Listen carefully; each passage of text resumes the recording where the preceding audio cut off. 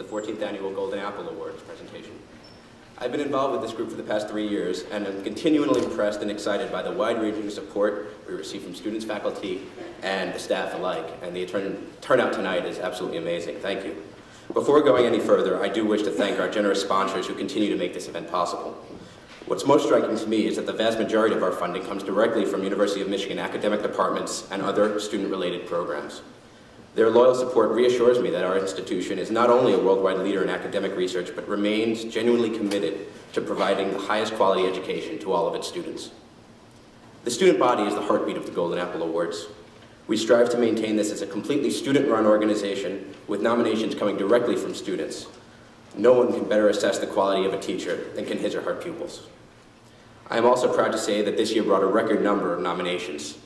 However, what's most impressive is that the level and the depth of thought that is so obvious in the students' entries. Simply providing a professor's name is easy. The fact that over 600 of you submitted incredibly well-crafted nominations speaks volumes about how important good teaching is to all of us and how well-respected this award is on campus. Thanks again for supporting this evening. I'm incredibly proud to be a part of this worthy event and look forward to listening to this year's dynamic Golden Apple Award winner. It is now my pleasure to turn the microphone over to Michael Brooks, the Executive Director of the University of Michigan's Hillel, for some opening comments. Michael.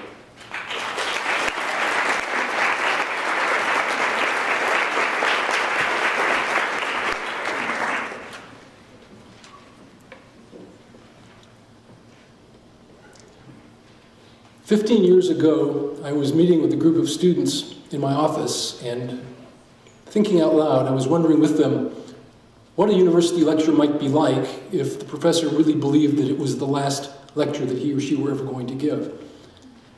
I had no idea that the seed of that question would eventually grow into this wonderful institution, the Golden Apple Award. And it really has been part of the fabric of this institution, and I suspect that some of you may not remember because you were probably in preschool at the time. But the first recipient of this award, Professor Drew Weston, was actually denied tenure just shortly before the event. It really was his last lecture, at least at this university. Sad to say, he had to go teach at Harvard, but what can you do? But there are others who are still with us, and we're really delighted that some of them are here this evening. We've come here this evening to honor and to celebrate yet another great teacher, Professor Matt Lassiter, to hear his ideal last lecture. But it's important for us, I think, to remember that Professor Lassiter and his lecture are both part of a much larger grand conversation that we call the University of Michigan. This conversation did not begin in 1817, but it took its present shape centuries earlier among people who, for all that they could imagine, could probably never have imagined that we would be continuing it here in this place now called America. Part of our conversation was taking place among people who had been living in this land before there were universities in Europe, including those who gave us the name Michigan. Part of this conversation was taking place among people who were brought to this continent in chains, and who could hardly have imagined that one day their voices would also be part of this grand conversation. Even the members of my own tribe, the Jewish people, who've been engaged in our own grand conversation for over 3,000 years, could scarcely have imagined even 100 years ago that our voices would one day be heard, much less welcomed and respected in the one that we're all privileged to be part of now. Because we are coming to understand better why the richness of the university's grand conversation requires not only outstanding grades and test scores, but also languages and experiences and voices of people different from our own. Allow me to share with you a piece of my people's language, voice, and experience to suggest one way among many of framing and understanding what is happening here this evening. My people recite an affirmation about our own grand conversation and about the book that is central to it every morning and every evening. This affirmation is known by its first word, Shema, which means listen or hear, because listening and really hearing are as important in any conversation as speaking. I know that some of you in this room have actually heard a previous Golden Apple Award recipient, Professor Ralph Williams, sing this in class. And no, Ralph, we're not going to ask you to sing it this evening. But each day, in my community, we affirm that the words of our never-ending conversation should be al levavecha, should be in our hearts. We are reminded, v'dibarta bam v'shivtecha b'veitecha v'lecha v'derech, and that v'shinantam levanecha, that we should teach these words to our children. We should speak about them when we're sitting at home and we're walking along the way. V'shoch b'cho v'kumecha, when you lie down and when we rise up. Ukshartam la'ot al yadecha v'ayilatot afot beinenecha, that we should bind these words as a sign on our hands and they should be always before our eyes. Uchtavtam al mezuzot beitecha v'visharecha, that we should write these words on the doorposts of our houses and on our gates. And so, tonight, on behalf of my people, and on behalf of Apple Computer, and on behalf of all of the co-sponsors, and on behalf of the group of extraordinary students who work so hard every year to make this happen, I'd like to remind all of us to listen and really hear the words that are going to be spoken this evening. Let them be in your heart. Teach them to your children, your own or others, who may one day also become part of this grand conversation. Speak about these words when you're sitting in your room or you're walking across the Diag or North Campus. Think about them before you crash after a late night of studying or partying or both. And try to remember them the minute your alarm clock goes off in the morning, before you hit the snooze button. Like Odysseus strapping himself to the mast so that he could dare to hear the siren song, wrap these words securely around your arms, and let them be always before your eyes. Write these words when you get back this evening or tomorrow. Write the words that you heard this evening and post them beside your door, in your room in Markley or South Quad, or your apartment on Church Street or South University, so that you can see them and remember them, think about them every time you come in and every time you go out. And so that everyone passing your door will know that the people living in your room or your house are not simply going through the University of Michigan, but the University of Michigan is going through them. And let all of us collectively inscribe these words, if not in stone, at least in our minds, above the entranceways of the library, the art museum, the media unit, Haven Hall, Hill Auditorium, the administration building, and yes, even the biggest of the big houses, Michigan Stadium, so that we can always remember why we are really here. As we hear these words tonight, let us also remember that Matt Lassiter and his lecture, in particular his lecture, began long before he or any of us was born, and that it will continue if we really hear it and it becomes part of us long after we are no longer here. We are only privileged to be part of this grand conversation, knowing that not only are we richer for it, but the generations of students and teachers yet unborn will be even richer for having been part of it. Like you, I can't wait to hear Matt Lassiter's last lecture tonight, hoping that it will be only one of his many last lectures for years to come. May his lecture, and the lectures that all of us will be privileged to give and to hear during our too brief tenures at the University of Michigan, continue, as my people would say, le'olam va'ed, forever and ever. Please join me now in welcoming the 13th President of the University of Michigan, Mary Sue Coleman.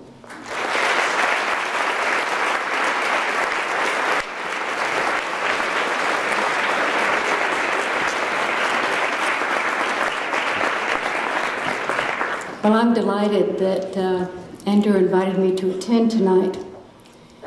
At one point, I was a teacher, too. Teaching isn't only valuable to students, but it also is very valuable to those who teach. The questions that students ask and the unexpected roads they take us can transform a class or a laboratory session into a discussion that we never imagined. At Michigan, we value teaching not only in the classroom, but the conversations that happen outside the class and many different opportunities that occur in undergraduate research projects and in service projects. And I thought I'd give you an example tonight of something that happened to me one time when I was teaching biochemistry back at the University of Kentucky. I often had undergraduate students come into my research lab and stay there for a year and work on a project. And one such woman came in a number of years ago, and her name's Laura Hunt. And Laura was working on a project, and what we were trying to do is to engineer an insect virus and infect insect cells and produce some new proteins. And it was very tedious and very tough, and we weren't getting very much out of it. And Laura, we ask a question that had never occurred to any of us to ask. She said, well, what happens when this virus actually infects the insect, the worm? It's a worm that it infects. Could we use that way to produce what we wanted to do? I said, I don't know, but let's try it. And it worked, and it turned out to be one of the best approaches that we ever did, because an undergraduate student came in and asked a question that none of us had ever thought to ask before. Those sorts of things happen all the time. And that's what's also so exciting and interesting about this interaction between teachers and students. But inspiring students can also change our lives, and I certainly had some of those along the way. People who changed our focus and changed our careers, and one of them in particular is a woman named Mary Ellen Jones, and I was working in her laboratory, and I thought that probably I would get a PhD and end up teaching in a small college someplace, and started talking to her about it. And she said, well, maybe you'll do that, but look, there are all these other things that you could do too. She helped me write my first resume. I had no idea how to write a resume, what to do. She helped me write my first letter for application for a job. She guided me along the way and remained a great friend to mine all of her life. So teachers and students and the interactions, that's a very, very special thing that happens at universities. I want to congratulate this year's honoree, Professor Mark Lassiter. He's working on areas of research that are of great importance to this university and to our society. As someone who's lived in southern states, I'm especially interested that he's exploring some of the turbulent history of desegregation in the South. So Mark, congratulations on this award. I can't wait to hear your last lecture. Thank you very much.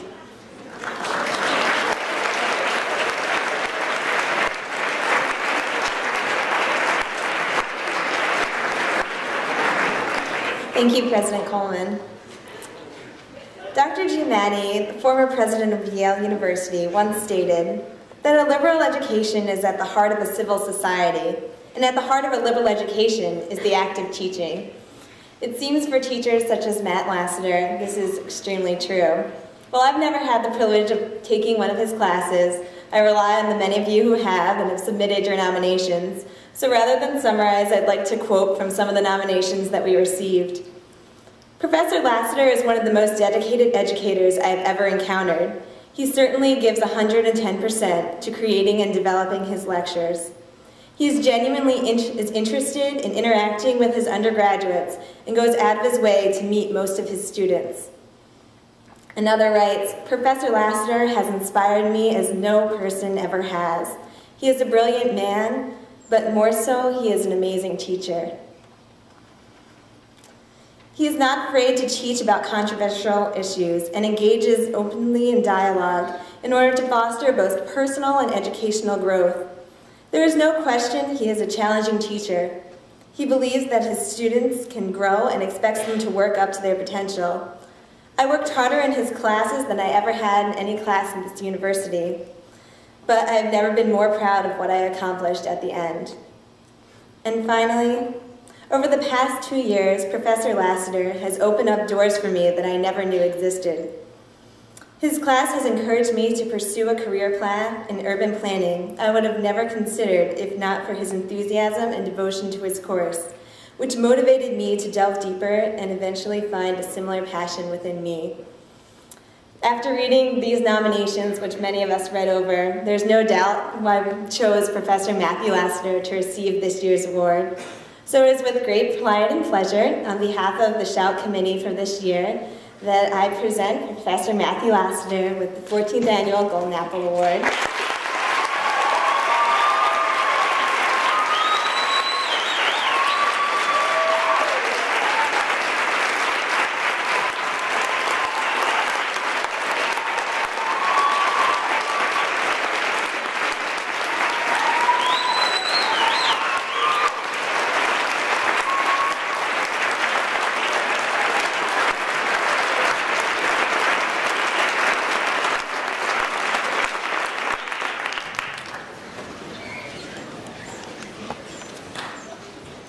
Mic on?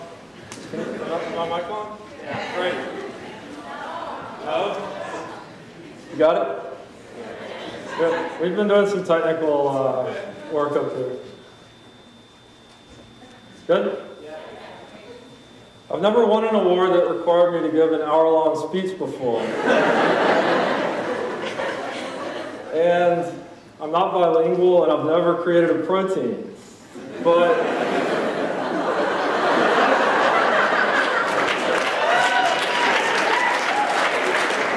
before I get started, though, I'd like to thank a number of people. And first, I'd like to thank Shout, and especially thank Lauren Epstein and Andy Schumann.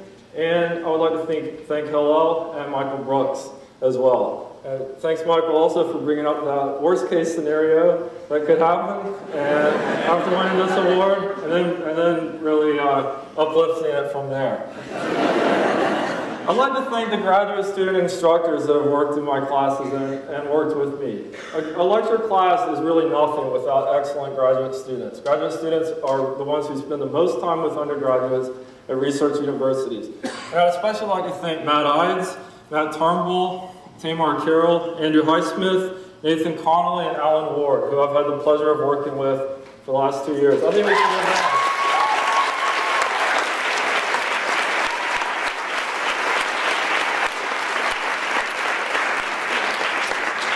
I'd like to acknowledge my colleagues in the history department and also my colleagues all over the campus. And I think there are many people who have as good or better of a claim to be standing up here as I do, so I feel very humble that I'm up here today. I'd like to thank the many teachers in my own family who've inspired me and who I was a reluctant convert to the idea that teaching and education is the most honorable profession, the most important, and the most fulfilling, I think, in a lot of ways.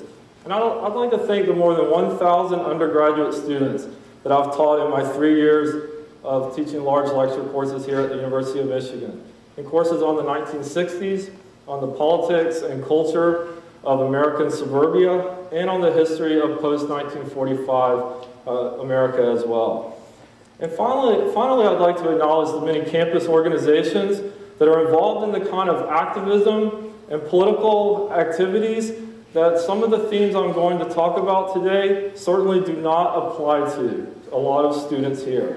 That they're living proof that political activism is a strong force among young people today. Students from Pergem who are involved in sustainable development and environmentally conscious work, and I'm a member of Pergem, and we've worked on things like the Greenbelt panel on campus. Sol, the Students for Labor and Economic Equality, who I mainly learn from these students. They take my classes and bring a great perspective to it. Students supporting affirmative action, which took nearly 1,000 undergraduates to Washington last year. And without being too partisan, I'd also like to mention the College Democrats and the dynamite young leaders of that organization as well. Because I've worked with them putting on relatively nonpartisan panels on things like sprawl and other issues on campus. But I want to say I have deep respect for all campus organizations, on the right, on the left, in the middle, and wherever, especially the idea that the university can be a place for political activism.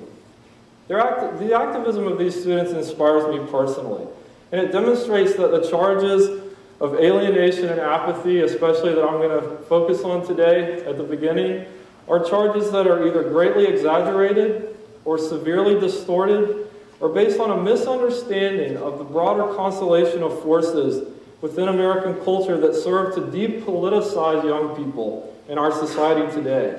And by young people, I mean not only high schoolers or college students, but more generally, Americans and other residents of the country, citizens who are in their 20s, maybe even in their early 30s, as I am as well. When I first started teaching here, the first course I taught was on the 1960s, and of course the slogan of the 1960s was, "You can't trust anybody over 30," and I had just turned 30 right when I got onto campus. So I crossed that barrier several years ago. But I want to talk broadly about young people today. Apathy, alienation, and activism, American culture, and the depoliticization of youth.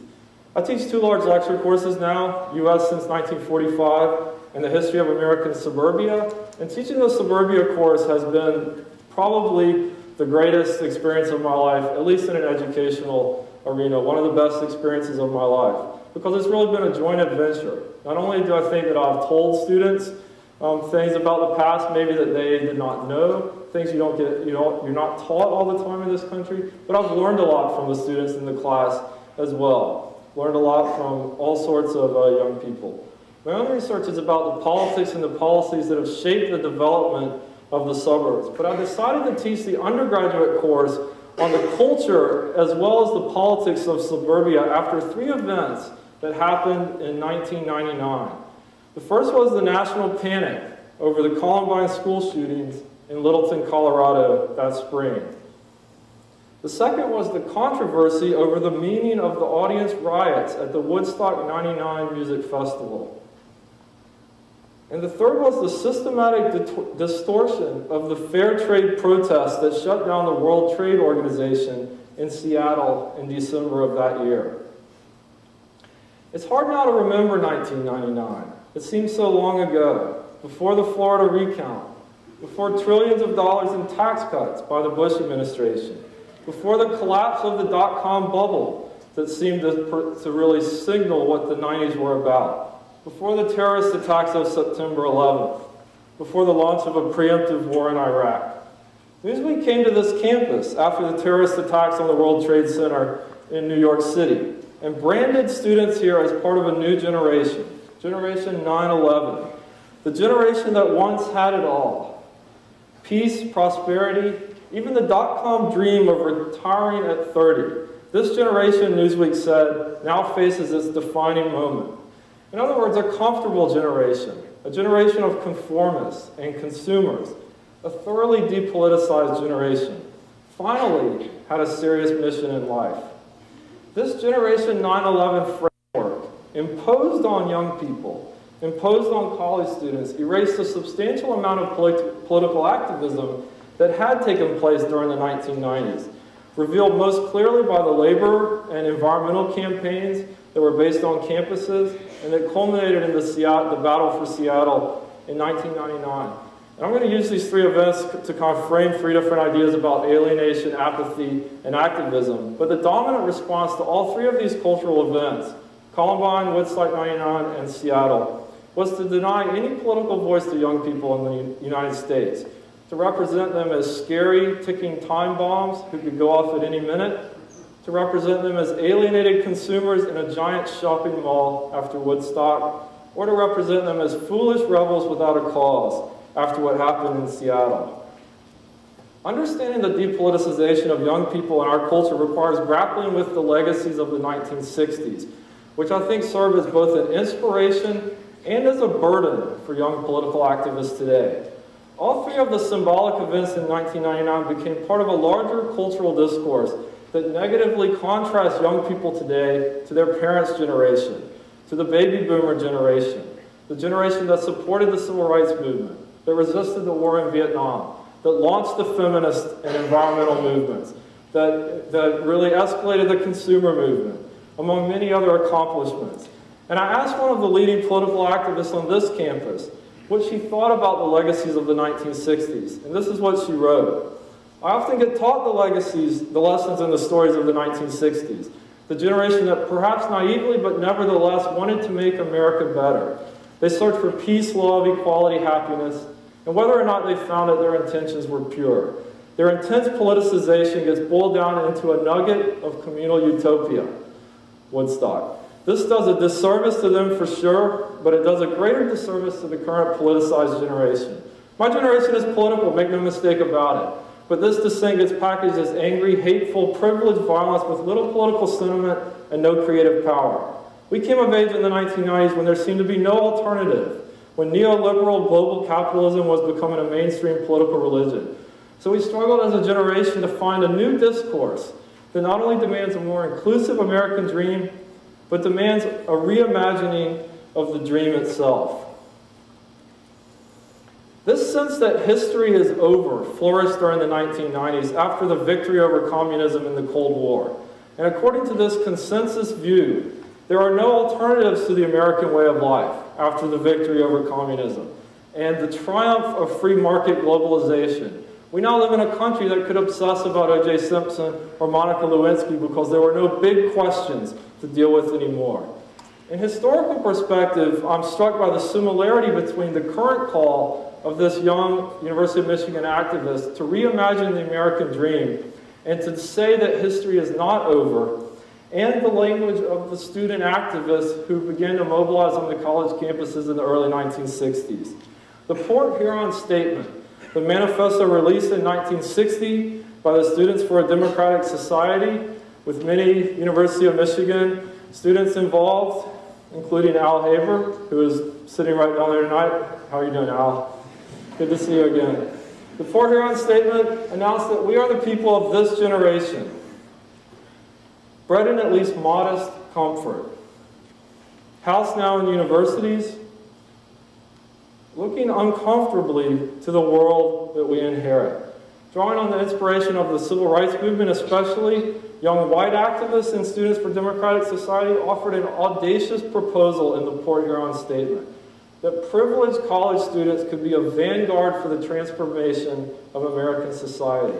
SDS called this model participatory democracy, a direct attack on the power of corporations and impersonal bureaucracies over American life, a full-scale repudiation of the consensus belief in the 50s and early 60s that a cautious liberalism, a cautious consensus would orchestrate all reform from the top down. The student movements of the 1960s then challenged the widespread belief that history was over, that freedom to shop had replaced political citizenship, that there were no alternatives to the limitless horizons of a mass consumer society.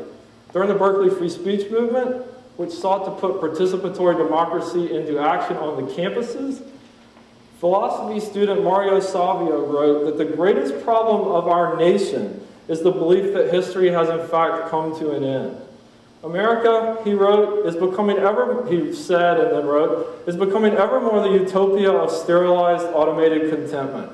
The futures and careers for which American students now prepare are for the most part intellectual and moral wastelands. This chrome-plated consumer's paradise would have us grow up to be well-behaved children.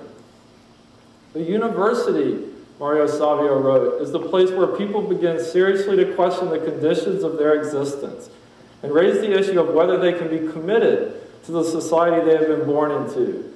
This is part of a growing understanding among many people in America that history has not ended, that a better society is possible, and that it's worth dying for. Can we play the first DVD, please? Keep our fingers crossed.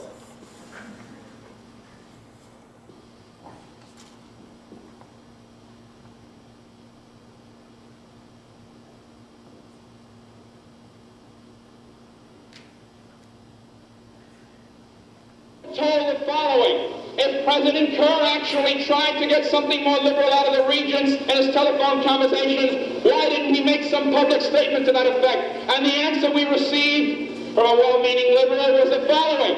He said, would you ever imagine the manager of a firm making a statement publicly in opposition to his board of directors?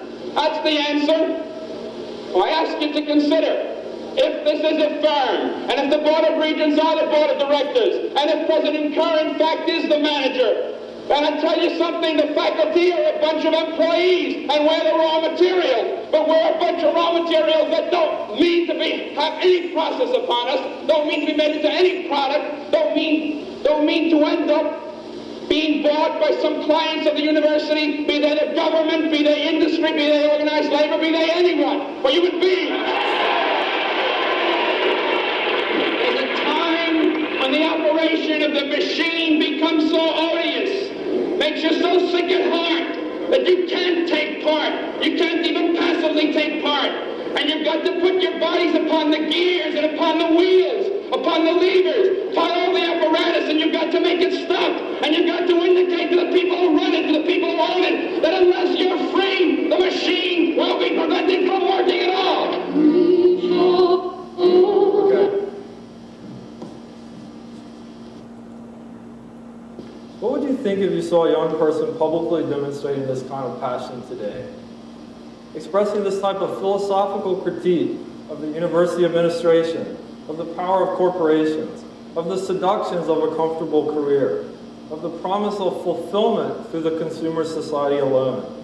We're challenging, as Students for a Democratic Society did, the foreign policy of the nation and the economic system that, quote, places material values over human values.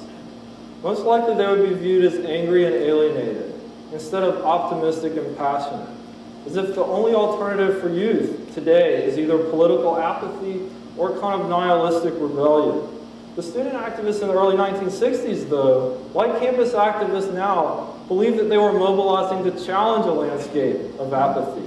They believed they were surrounded by middle-class white youth who seemed so thoroughly conservative and so depoliticized that the mainstream media, as late as 1965, was calling them the silent generation.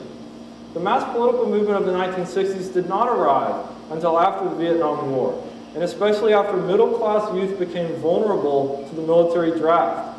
This is not to diminish these accomplishments, but it's to state the historical truth in a way that people today who are organizing on campuses can understand. The risk of going to Vietnam was a reason for the mass movements of the late 1960s. There's certainly more political activism on campuses today than there was before 1965, and perhaps before 1966. And if our government decided to start drafting middle-class youth again, I think all of this talk of apathy would disappear immediately. We've packaged the 1960s into a set of tidy boxes. Campus radicalism to stop the war, peace and love at the Woodstock Music Festival, consciousness raising that the personal is political, hippies retreating to communal living, yuppies selling out to the gods of capitalism and commerce. More recently, corporate marketing campaigns have co-opted the countercultural message of rebellion, proving what is really the seemingly infinite power of capitalism to absorb alternative visions and market them back to youth as just another lifestyle choice. At first it was controversial when Nike, whose slogan, "Just Do It," draws directly on the counterculture, when Nike used the Beatles song "Revolution" to sell sneakers. Nowadays, the colonization of the memory of 60s rebellion by corporate America is just part of the wallpaper of our consumer culture.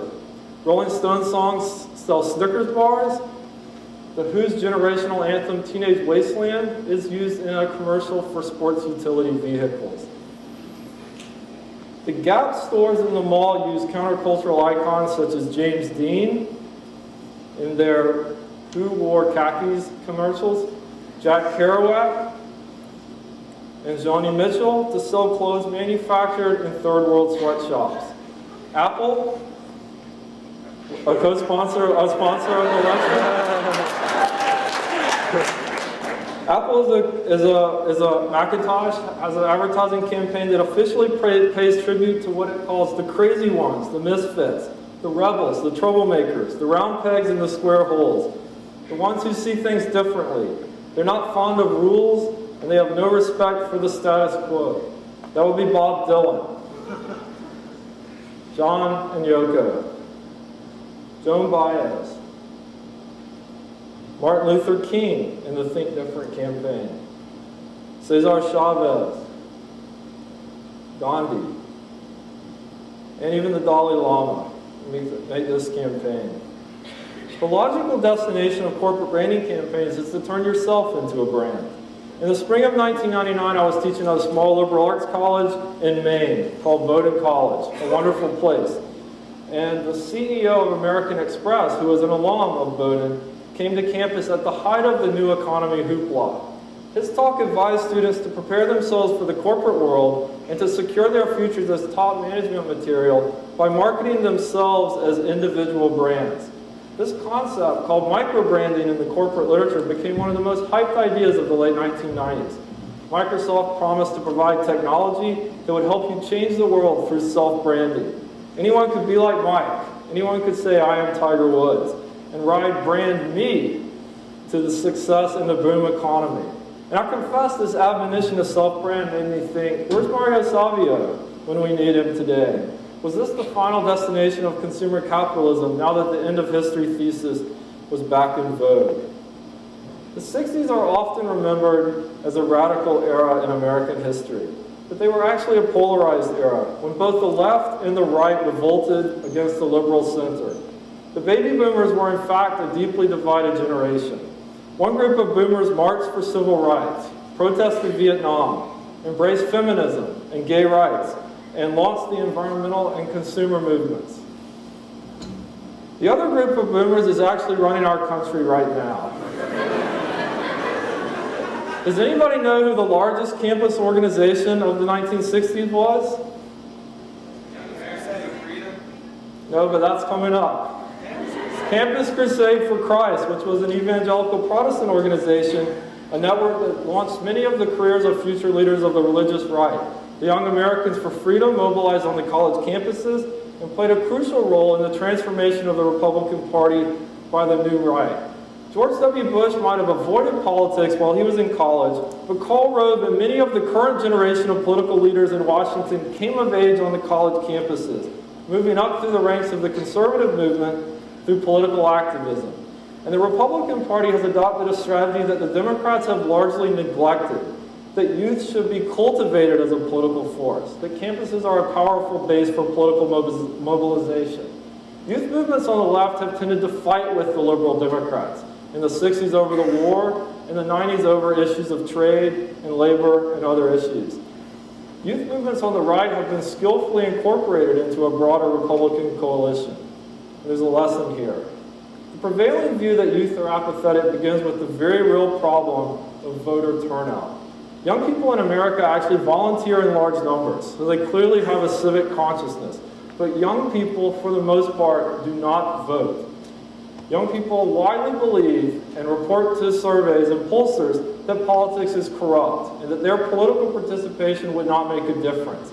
And they go to the polls in low numbers. In the 2000 election, only 1/3 of registered young voters under the age of 25 participated. A much smaller percentage of actual Americans under the age of 25. The voting percentage doubled for their parents and grandparents. People over the age of 45 voted at about people over the age of 45 voted over 50% in the election. The lack of political participation by youth has direct consequences for the priorities that shape our national agenda. We live in a nation where both parties scramble to provide prescription drugs for the elderly, which is a genuine crisis, but where Washington can't seem to do anything about 43 million working people and young people who lack basic health insurance, which is a national scandal. We live in a nation where there's always enough money for prisons, but never enough money for social welfare programs. We live in a nation where both political parties support a war on drugs that cannot be won.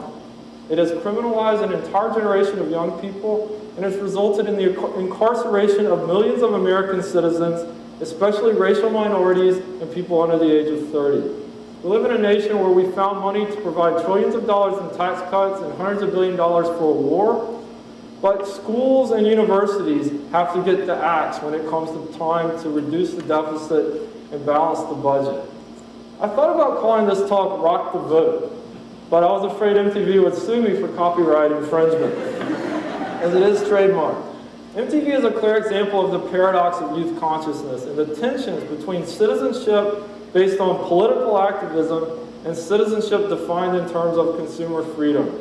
The Rock the Vote campaign began about 15 years ago as a response to the effort to censor music lyrics, especially rap and heavy metal music. And MTV uses celebrity endorsements and concert tours to encourage youth participation in politics. Bill Clinton supplied the dominant stereotype of Rock the Vote at a forum in the 1992 campaign, where he answered a question about whether he preferred boxers or briefs. This was an exchange that the national media reduced to a caricature of the shallow outlook of the MTV generation. The Rock the Vote campaign's greatest success came a year later when Bill Clinton signed the Motor Voter Bill, which permits voter registration through the agencies that administer driver's licenses, and which George H.W. Bush had vetoed the year before. But in coverage of Rock the Vote forums, questions to candidates about the war on drugs, or about zero-tolerance policies, or about crackdowns on youth crime, issues that received bipartisan support in Washington and provoked little debate within the two major parties, these were swept aside in an emphasis on the silliness of MTV audiences.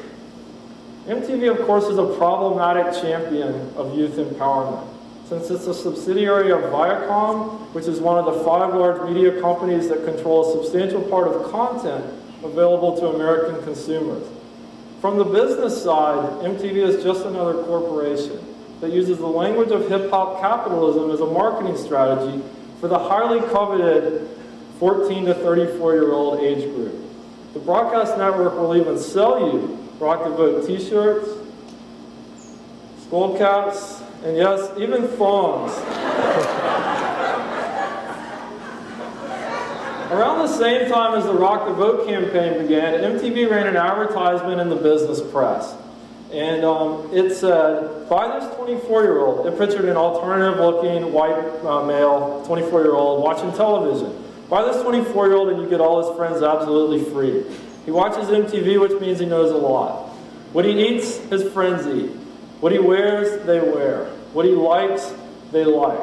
And beneath all the rhetoric about politically empowered youth, it's quite clear that MTV positions its audiences as passive consumers. A few people are participating in the live shows, everybody else is watching on TV. It's a captive demographic for a network in which the line between marketing and programming has been completely obliterated. One of the central concepts that we explore in my suburbia class is how the physical spaces in which young people grow up are landscapes of control, and often consumer landscapes of control. From the cul-de-sac culture of subdivisions, to the arbitrary rules that govern middle school and high schools, to the all-encompassing consumer environment of the shopping mall. The average teenager views about 3,000 advertisements a day. Estimates are that they will have seen about 10 million by the time that he or she graduates from high school, turns 18. Soft drink companies and fast food chains have used the budget crisis to infiltrate American high schools and middle schools and even elementary schools, where children are most susceptible, they believe, to brand loyalty that will last a lifetime. MTV co-sponsors parties on college campuses with companies like Sprite in order to market an urban, cool aesthetic to a largely white suburban audience that has few opportunities to actually cross over into urban spaces except through mass culture. The shopping centers that operate on low-wage teenage labor are the most intensive landscapes for control, a sort of metaphor for our society. Privately owned spaces where freedom of speech barely exists, where young people grow up as consumers in a mall instead of as citizens in a democracy. The Woodstock 99 Music Festival managed to combine the consumer atmosphere of a giant shopping mall with the nostalgic marketing of a romanticized vision of the 60s. The culmination of turning the most famous rock concert in American history into just another MTV-style brand. The promoters promised more than 200,000 fans a weekend of peace and music. More than 100 bands played during the 3-day event. And concessionaires charged exorbitant prices for pizza, for sodas, and for bottled water. It took place on an airport tarmac, and it was extremely hot. On Saturday evening, the promoters scheduled several hardcore rap rock fusion bands. Now, this is where the lecture is going to be R-rated for just a little while. Several hardcore rock rap fusion bands right on top of one another, including Rage Against the Machine and Limp Bizkit.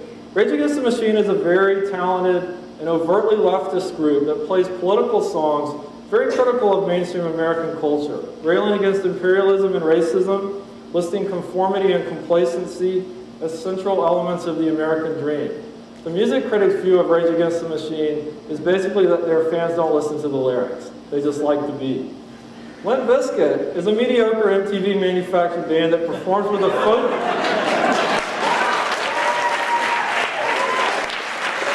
Well, it's just my opinion, but Limp Bizkit was drawn up in the corporate headquarters of MTV, and it's a focus group calculated mixture of anger and alienation.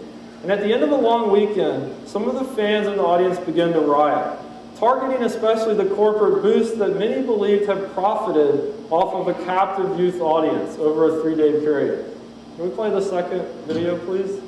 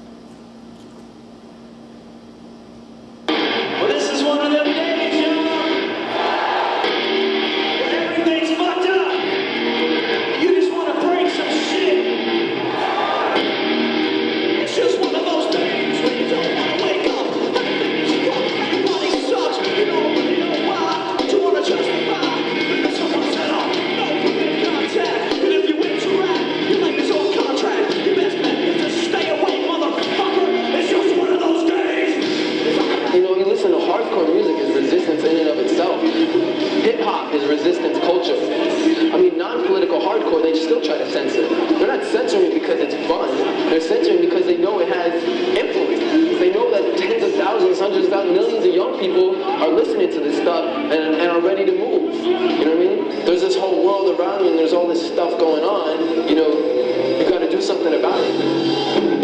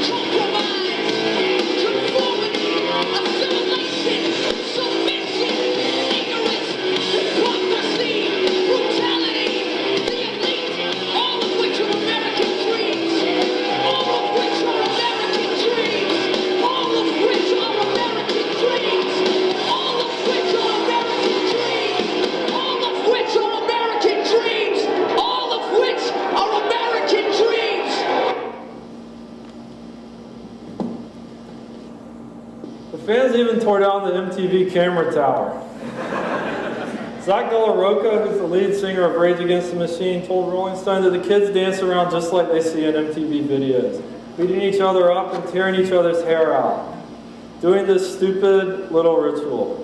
One of the promoters told the media that Woodstock 99 had been a success because nobody got in for free, although he lamented that commercial opportunities had not been exploited as much as they could have been. Few mainstream voices blamed the corporate sponsors of Woodstock for what happened. The $4 bottles of water, the corporate mentality that corrupted the original spirit of the counterculture. Although this was the dominant interpretation, if you went on the internet and looked in the chat rooms of the members of people who were there, and looked at the websites of people who had gone to Woodstock 99. The mainstream media paid attention long enough to highlight the differences between the committed political activists of the 1960s, who really did seek peace and love, and the apathetic and alienated children of the 1990s, whose violence tarnished the memory and the legacy of the Woodstock nation. A typical response from the 60s perspective came from Todd Gitlin, once the president of Students for a Democratic Society. The teachers of my generation, he said, are more radical than their students, and the rock stars are more anti-establishment than their audiences.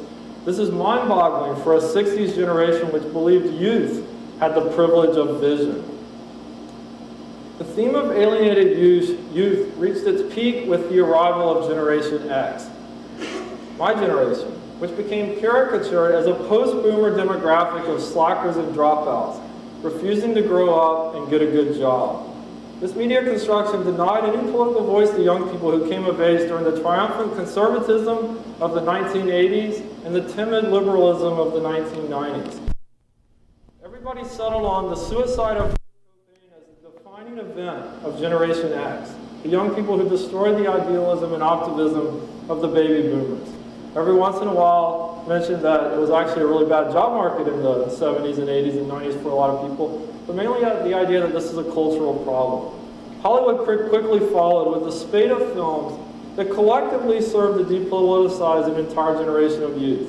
Gen Xers portrayed as either pathological criminals or as aimless slackers and stoners, such as in Dazed and Confused, in the film Suburbia, Clerks with Jay and Silent Bob, River's Edge, where a group of young people where one of them murdered a woman and they all went and looked at the body for 3 days before anybody told the authorities, based on a true story.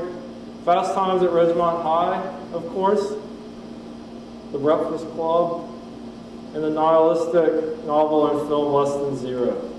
These cultural images served, among other things, to reinforce the war on drugs that the Reagan administration launched against Generation X, and that the Clinton administration expanded in the 1990s. which again has resulted in unjustifiable racial and class disparities in the American prison population, especially because white upper middle class youth use illegal drugs at the same percentages as minorities, and sometimes in higher percentages, and almost never go to prison. It would be hard to guess that members of Generation X also helped turn the college campuses into an organizational base for the massive nuclear freeze movement of the mid-1980s, for the successful divestment campaign that contributed to the fall of the apartheid government in South Africa during the late 1980s, or to the anti-sweatshop protests against Nike and other corporations that exploit overseas labor, these protests that accelerated in the mid-1990s. Generational labels serve most effectively as lazy stereotypes, but also as corporate marketing strategies. And reading through the marketing literature, I get the feeling that the main reason for the widespread anxiety about Generation X is that they weren't very predictable consumers. They were too cynical, too skeptical. They were too suspicious of brands. They were too ironic, in the catchphrase of the day. Like the baby boomers before them, the so-called current millennial generation is considered to be optimistic about the future, coming of age in a time of prosperity and limitless horizons, eager to embrace the rewards of the mass consumer culture. A recent story in Business Week said, marketers haven't been dealt an opportunity like the millennial generation since the baby boom. And not too long ago, ABC News also reported that members of the millennial generation grew up accepting the zero-tolerance policies in their schools, the policies against violence, underage drinking, and drug use that Gen Xers had resented and resisted. I'm not so sure about that.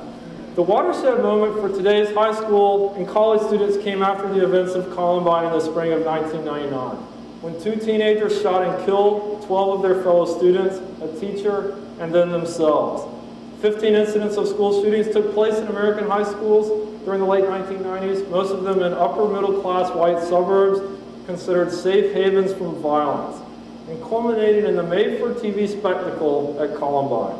The exploitative coverage of this event and the hysterical political debates that followed completely obscured the fact that there was no epidemic of school violence in the 1990s.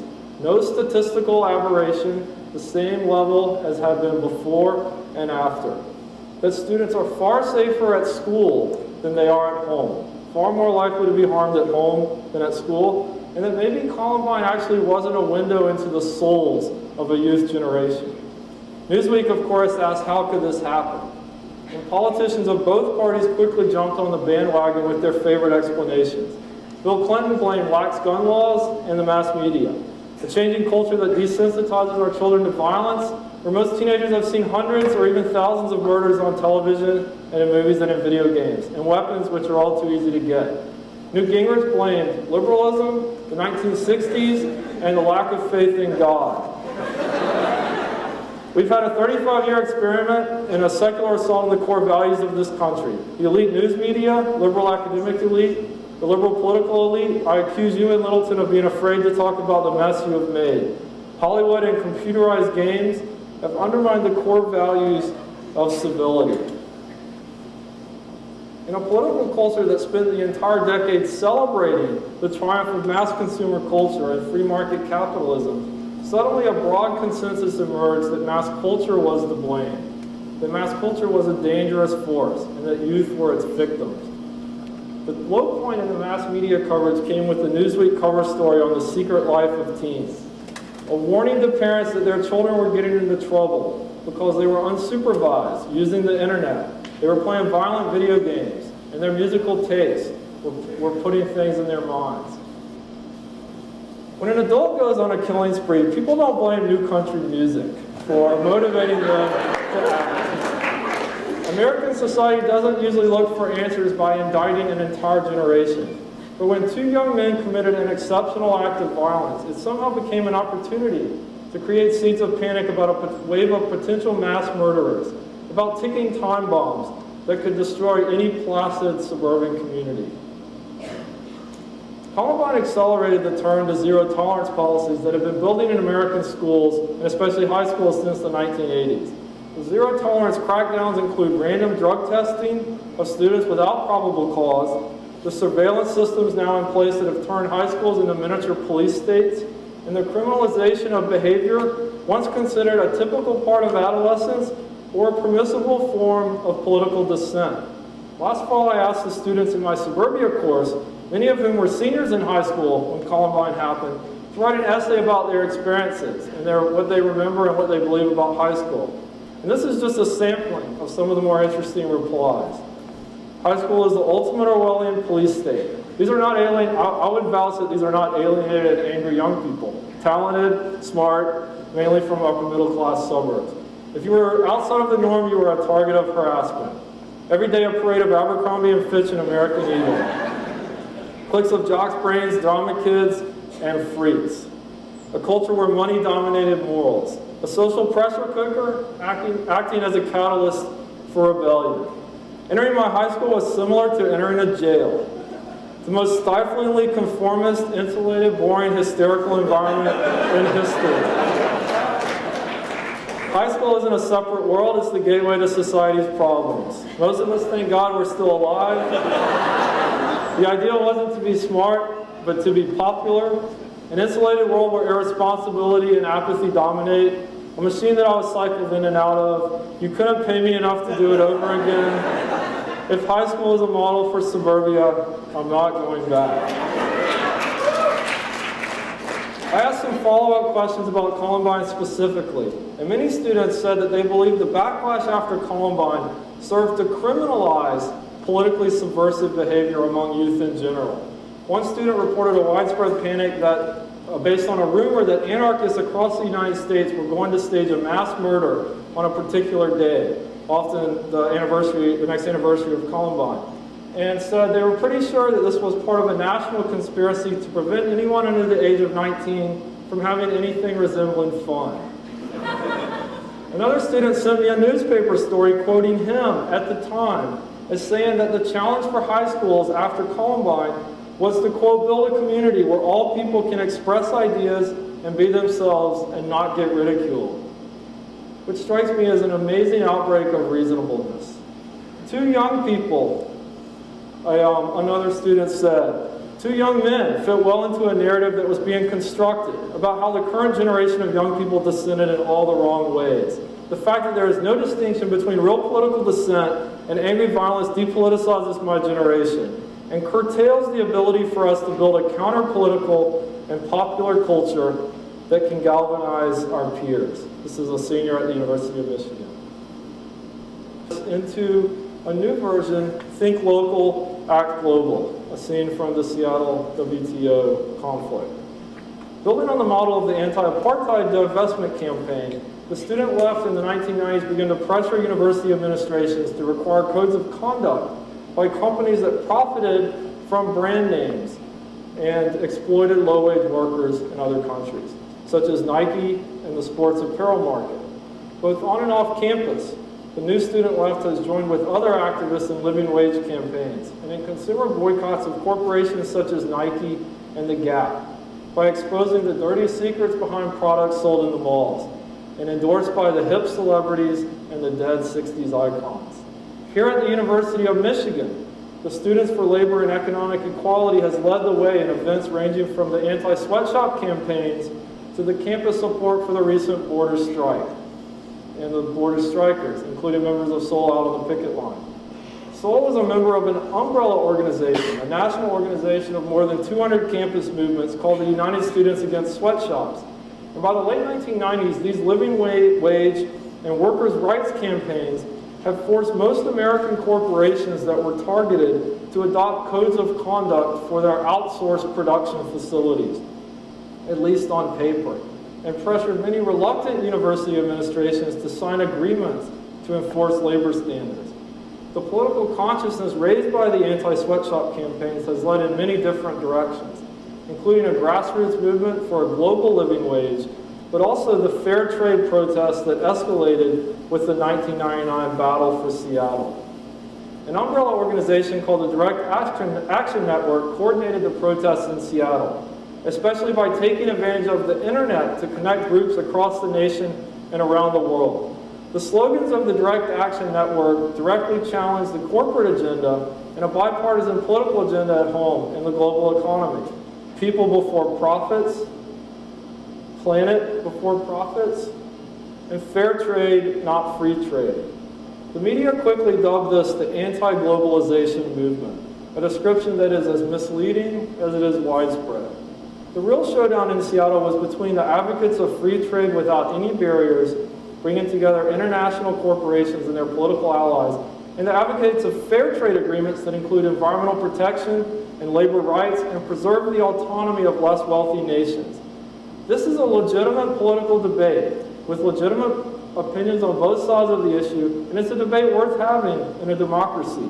But the simplistic caricature of the fair trade movement as the anti-globalization movement completely misses the deep alliances between progressive activists in the United States and their counterparts on the campuses of Europe and the factories of Central and South America and around the world.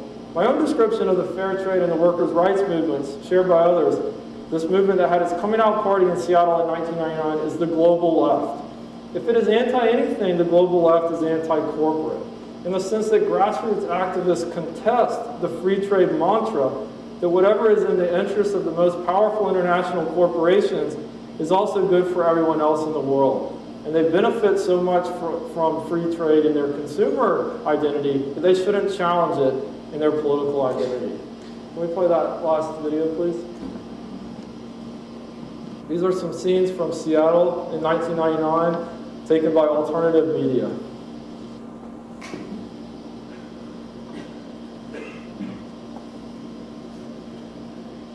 What do you mean shut it down? Well, right now we're blockading the entranceway that most of the delegates are trying to get in. So we're literally trying to shut down the meeting.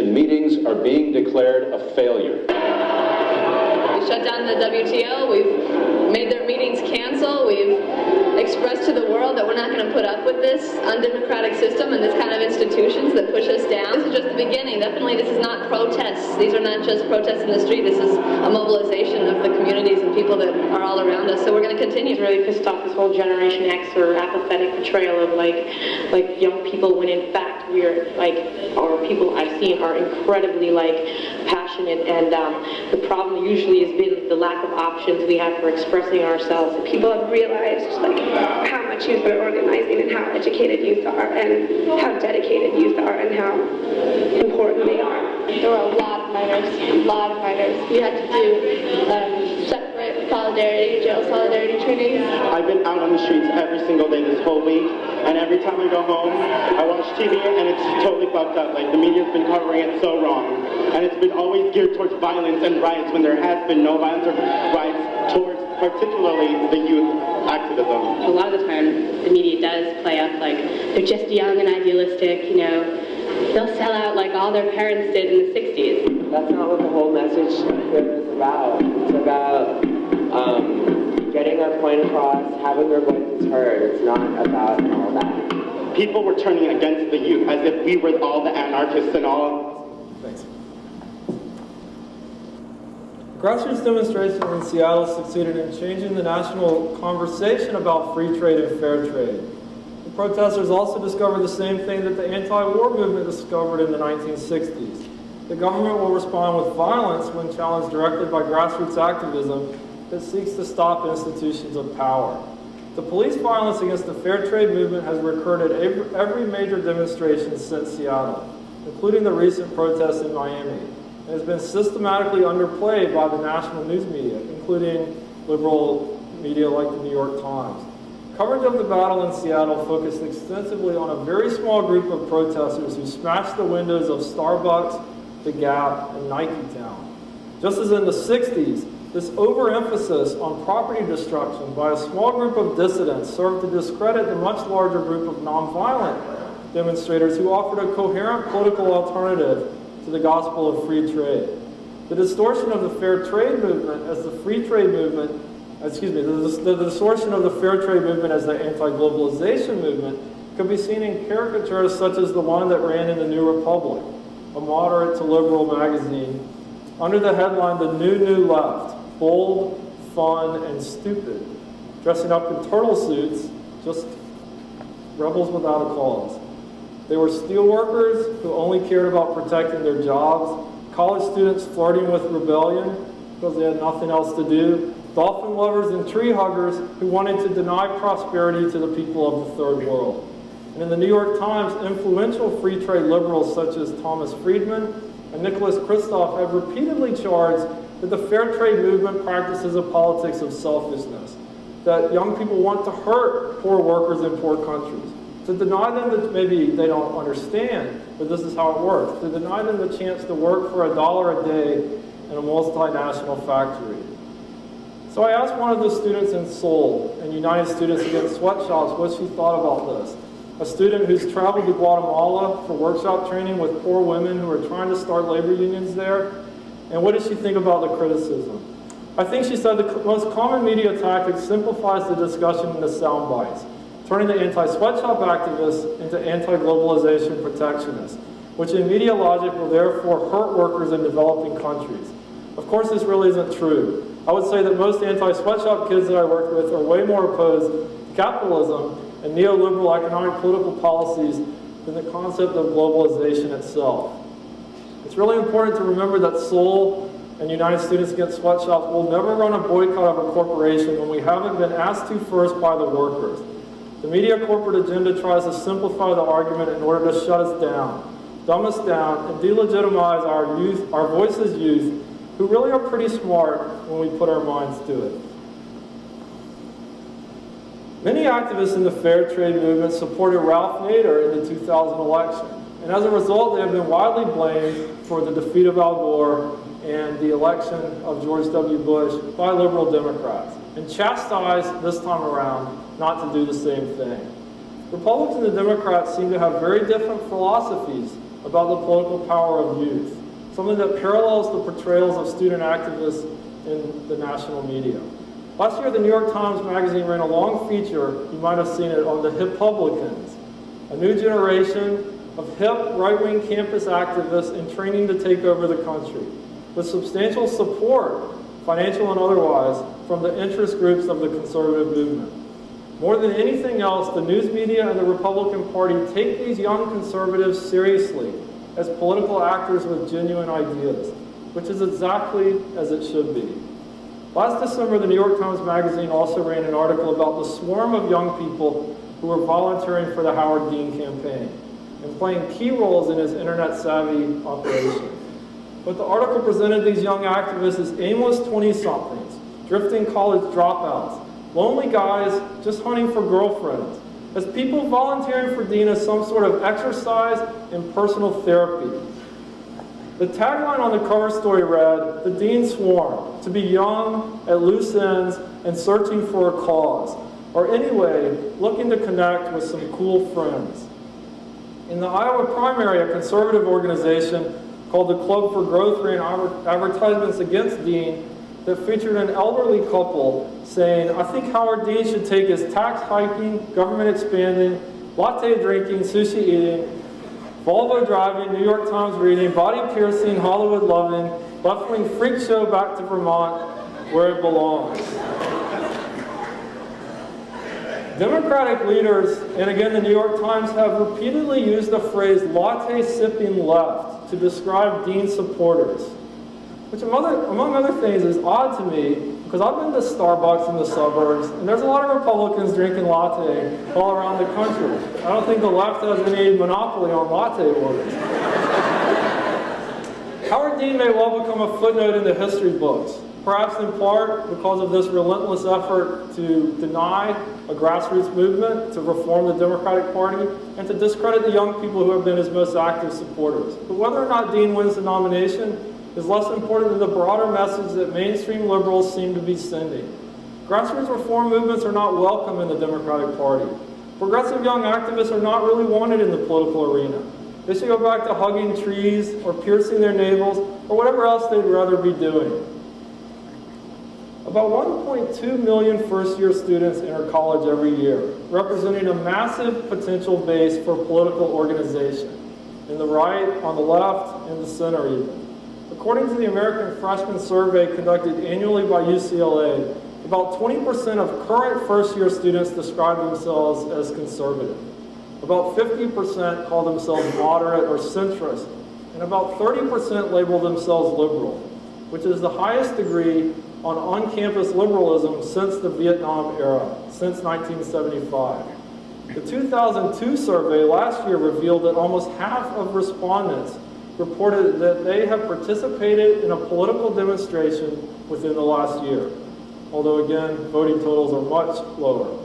At the same time, according to the recent study just released a couple days ago, about 3/4 of college freshmen entering college this fall expressed the goal to become well off financially. Only half as many say that they want to develop a meaningful philosophy of life while they're at college. Based on the constant messages of American culture, the constant pressure to define your identity through consumerism and material values alone, should it really be any surprise that a majority of 18-year-olds express these values and priorities and goals? Critics might argue that this justifies the idea that youth are depoliticized, but to me it seems like a golden opportunity. There's still 4 years left to reverse these trends and flip this around. When I first took a college job in 1999, the economic boom was still underway, still going strong, and the internet bubble had not yet collapsed. My very best students from history courses took high-paying corporate jobs. Some went to law school, a few wanted to go to graduate school. They were making more money than any 22-year-old really knows what to do with. Now the job market facing college graduates is reported to be the worst since the 1970s, possibly the worst since the 1930s. This may seem like counterintuitive advice, but I think that the bad job market is the best thing that could happen to the college students in this audience. Who wants to be in their early 20s and have their whole life already planned out? If you think your future is secure, if you graduate from college knowing that everything will work out just fine, that security and that contentment is what ought to scare you to death. Sometimes I think that small groups of young people ought to be writing their own Port Huron statements and then hope that history rolls over